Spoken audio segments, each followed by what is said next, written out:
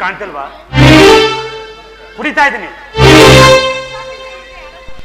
ಈ ಅಭ್ಯಾಸ ನಿಮಗೆ ಯಾವಾಗಿಂದ ಇದೆ? ಅಭ್ಯಾಸ ಈಗ ಈಗ ಸ್ವಲ್ಪ ದಿನಗಳಿಂದ. ಯಾಕೆ ಬೇಜಾರಾಯ್ತಾ?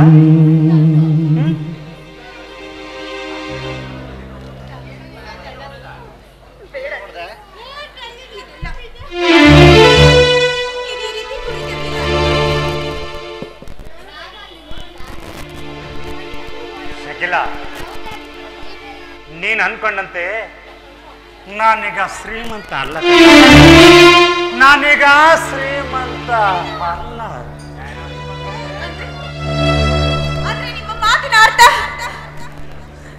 ಅರ್ಥ ಅರ್ಥ ಇಷ್ಟೇ ಶಕಿಲ. ನನ್ನ ಮನೆ, ನನ್ನ ಕಾರ್ ಎಲ್ಲನ್ನು ಕಳ್ಕೊಂಡು ನಾನೀಗ ಬೀದಿ ಬಿಕಾರಿ ಆಗ್ಬಿಟ್ಟೆ ಕಡೆ.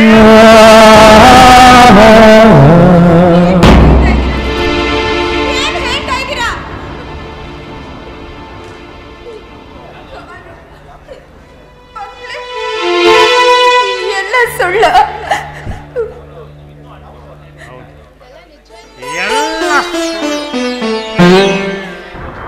ಆದ್ರೂ ನಿಜ. ಅಂದು ಎಲ್ಲ ಇತ್ತು, ಎಂದು ಯಾವುದು ಇಲ್ಲ ಕಣೆ, ಯಾವುದು ಇಲ್ಲ.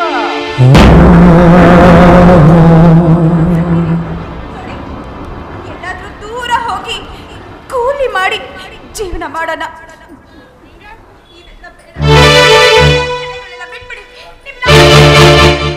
ಏ ಶಕಿಲ, ನನಗೆ ಮಾತಾಡೋದಕ್ಕೊಂದು ಸ್ವಲ್ಪ ಅವಕಾಶ ಕೊಡು. ಏನಂದೆ ನೀನು? ಅರ್ಥ ಕೇಳಿದೆ ಅಲ್ವ? ಹೇಳ್ತೀನಿ ಕೇಳು. ನಾನು ವ್ಯಾಸಂಗನ ಮುಗಿಸ್ಕೊಂಡು ಮನೆಗೆ ಬಂದಾಗ ನನ್ನಪ್ಪ ಖುಷಿಯಾಗಿ ಫ್ಯಾಕ್ಟ್ರಿ ವ್ಯವಹಾರನೆಲ್ಲ ನನಗೆ ವಹಿಸ್ಕೊಟ್ಟ. ನಾನು ಕೂಡ ದಿಲ್ದಾರಾಗಿ ಅವರ ಮಾಡ್ತಿದ್ದೆ. ಆದ್ರೆ ನನ್ನ ಗೆಳೆಯ ಶ್ರೀಧರ್ನ ಸ್ನೇಹಿತ ಆಯ್ತು. ಅವನನ್ನ ಫ್ರೆಂಡ್ ಮಾಡ್ಕೊಂಡ. ಆನಂತರ ಅವನು ರೂಮಿಗೆ ಕರ್ಕೊಂಡೋದ.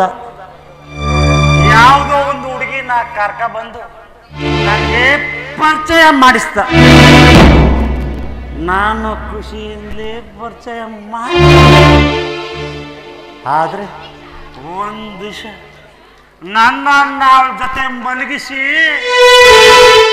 ಹಲವಾರು ಬಗಲಿ ಫೋಟೋ ತೆಗೆದ ಕಾಣ.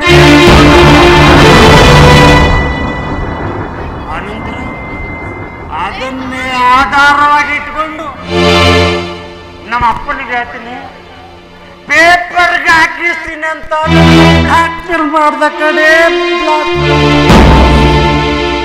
ನನ್ನ ಹಣ ಆಸ್ತಿ ಎಲ್ಲ ದೋಚ್ಬಿಟ್ಟ.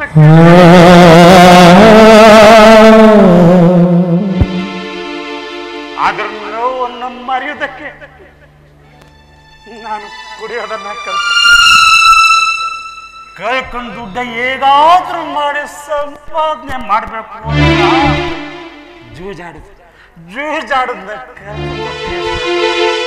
ಕಲ್ತು ಬಿಟ್ಟ ಕಣೆ. ಹಾಗಿದಾಗೋಯ್ತು ರೀ. ಇನ್ಮೇಲೆ ಇಂಥ ದುಷ್ಟ ಇನ್ನು ವಿಚಾರ ಅದೇ ಹೇಳ್ತೀನಿ ಕೇಳು. ಅನಂತರ ನಮ್ಮಪ್ಪ ನನ್ನ ಮಗನಿಗೆ ಎಲ್ಲ ಅಧಿಕಾರನೂ ಕೊಟ್ಟೆ.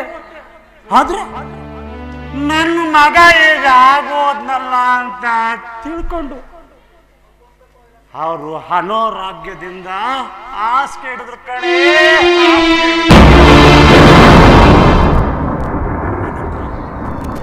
ಅನಂತರ ನಾನು ಫ್ಯಾಕ್ಟ್ರಿ ಮಾರ್ಕಂಡ ವಿಚಾರನ ಕೇಳಿ ಹೃದಯಘಾತವಾಗಿ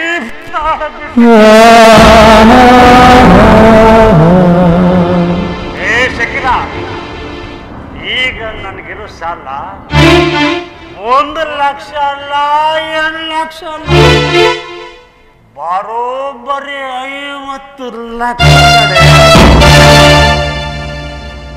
ಆ 50 ಲಕ್ಷಕ್ಕೆ ಬಡ್ಡಿ ಕಟ್ಟುವುದಕ್ಕೋಸ್ಕರ ಕಾರು ಬಂಗಾರ ಎಲ್ಲ ಮಾರ್ಕೊಂಡ್ಬಿಟ್ಟೆ.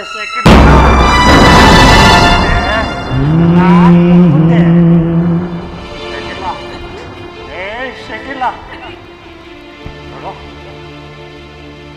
ನನ್ನನ್ನ ಮರೆಯೋದಕ್ಕೆ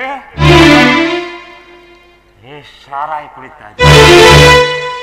ಕಳ್ಕೊಂಡ ದುಡ್ಡನ್ನ ಸಂಪಾದನೆ ಮಾಡ್ತಿಗೆ ನನ್ನ ತಪ್ಪ ಏನು? ನಿಮ್ ತಪ್ಪೇನೂ ಇಲ್ಲ.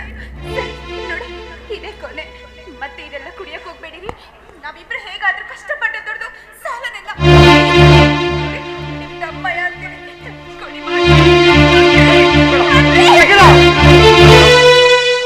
ನೋಡು, ಒಳ್ಳೆ ಮಾತು ಕೊಟ್ಕೊಡು. ನಾನದಿಲ್ಲ ಅಂದ್ರೆ ನನ್ನ ಜೀವಂತ ಇಲ್ಲ ಇಲ್ಲ ಇಲ್ಲ. ಪ್ರಾಣ ಇರೋವರೆಗೂ ಈ ಹಾಳದ್ ಸಾರಾಯಿನ ಮತ್ತೆ ಮುಟ್ಟೋದಕ್ಕೆ ನಾನು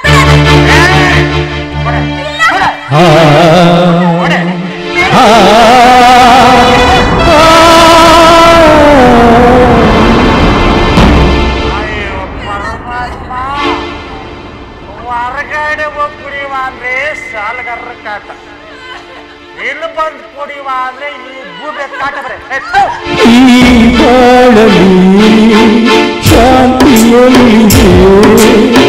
ಬಿರುಗಾಳಿಯೇ ಬೀಸಿದೆ,